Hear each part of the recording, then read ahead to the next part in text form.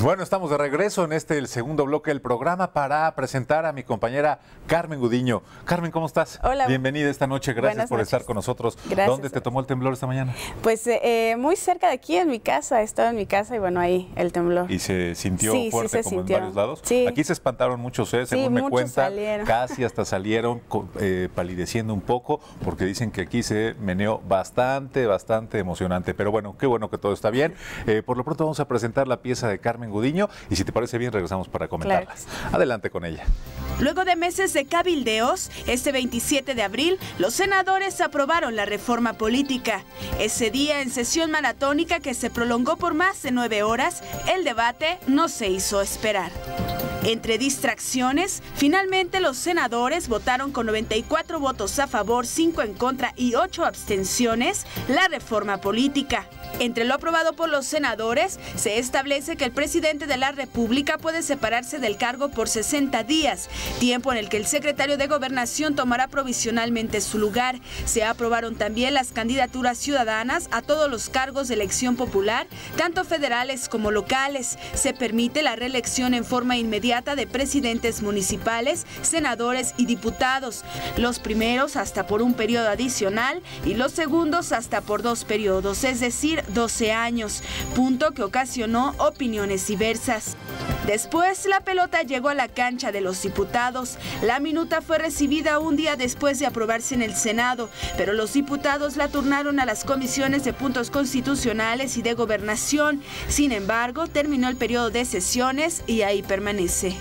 Una vez que se apruebe por los diputados, la ley debe pasar por 17 de los 32 congresos locales y luego deben expedirse las leyes secundarias que rijan la reforma política. Investigación para Opinantes, Carmen Gudiño.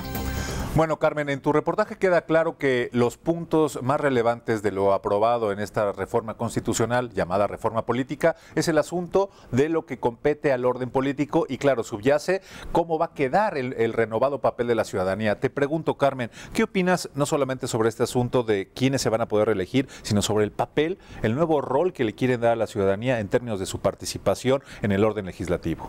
Pues un punto muy importante que contiene la reforma política es precisamente las candidaturas ciudadanas y pretenden darle el poder al ciudadano de que no únicamente ya nos quedemos con los partidos políticos y los candidatos que decidan, sino también que sean los ciudadanos que, bueno, podrían impulsar también de aprobarse a un candidato con el que ellos simpatizaran. ¿Y cómo lo ves en materia ya de aplicación práctica? ¿Cómo imaginas tú, con tu experiencia periodística y con la sensibilidad social que tienes sobre estos temas, cómo lo ves operando, ya sea en el 2012, 2015, en caso de que no se quede en la congeladora esto y opere? ¿Cómo va a funcionar esto? ¿En realidad será un candidato venido de un origen, de una fuente verdaderamente social o ciudadana?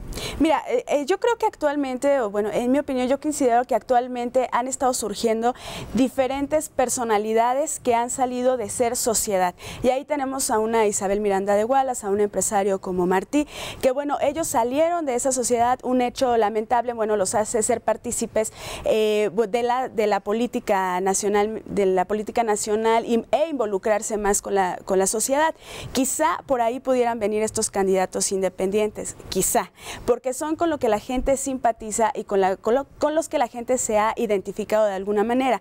Porque un candidato o un ciudadano común sería, en mi opinión, muy difícil que pudiera alcanzar quizá una candidatura porque, bueno, se necesitan recursos económicos, que aquí también, acuérdate que el debate fue blindar cómo iban a hacer para que estos candidatos independientes se autopatrocinen o pudiera estar incluso el narcotráfico involucrado, porque serían los que tuvieran el poder adquisitivo para llevarlo a cabo. Entonces aquí va a haber, yo creo que el debate va a estar muy interesante en la Cámara de Diputados, porque sin duda van a ser puntos que se van a tocar. Si ocurre finalmente que lo discutan, porque no sé qué opines, pero la prensa está más bien mostrando que parece que no se va a llegar a ninguna discusión en breve en la Cámara de Diputados, porque van a dejar enfriar un poco la iniciativa.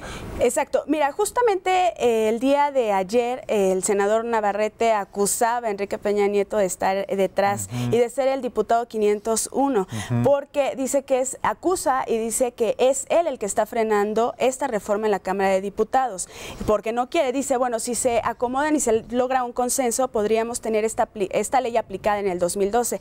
Sin embargo, bueno, muchos están presionando principalmente el PRD y el PAN para que se lleve a cabo un periodo extraordinario. Sin embargo, como tú bien dices, se ve muy difícil que se pueda sacar este periodo. Lo curioso del comentario de Navarrete es que en realidad convierte de facto a Peña Nieto en presidente. Si tiene todo este poder fáctico para tener una discusión de este tipo, pues la pregunta es, ¿qué le sabe Navarrete a Peña Nieto como para casi investirlo ya en una figura omnipotente poderosamente en la Cámara de Diputados? Me parece que es un equívoco de Navarrete, no le hace ningún favor a su causa y bueno, pues a Peña Nieto sí. Oye, ahorita que mencionaste esta idea tuya sobre quiénes podrían ser algunos perfiles para saciar las candidaturas ciudadanas, me vino a la mente el recuerdo de un pasaje con Andrés Manuel López Obrador que dejó una reflexión importante a la sociedad y que creo que se parece a lo que estás diciendo. Tú dices que si Isabel Miranda de Gualas o Fernando Martí o todas estas nuevas personalidades reconocidas por un sector social que provienen de un proceso de victimización producto